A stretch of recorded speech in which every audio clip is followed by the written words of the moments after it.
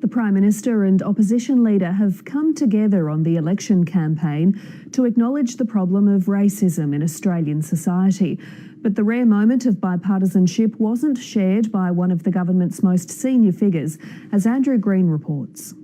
The nation's march towards reconciliation is a long one, but it's a cause political leaders are signed up to. A journey that we have embarked on in years past and will no doubt complete in years to come. This was, is, and always will be Aboriginal land.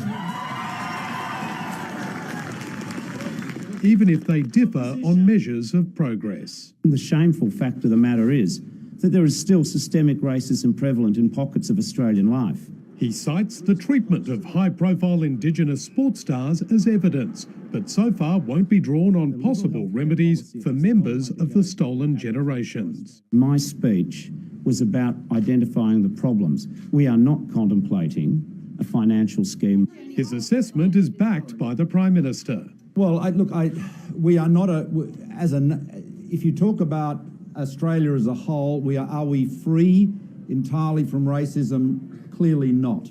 But I have to say we are the most successful multicultural society in the world. But the government's campaign spokesman isn't rushing to join the bipartisanship. That is a very negative view of Australia. Yes, of course. I mean, there are issues from time to time that need to be addressed, but to make a blanket negative statement like that is very disappointing. Tonight, Australia's political leaders are putting aside their differences for the Indigenous round of football. So far, their election sparring hasn't resembled the ferocity of an AFL match, but this election is getting increasingly testy. Tomorrow, Malcolm Turnbull and Bill Shorten will again come face to face for a debate. Before that, the unhelpful distractions are continuing for both sides. The Labor leader faced another day of uncomfortable questions on when he decided to scrap Labor's school kids bonus. And Victorian Liberal Chris German attempted to gatecrash the opposition leader's medical centre visit. You've nothing more to say to us, Chris? No, I don't.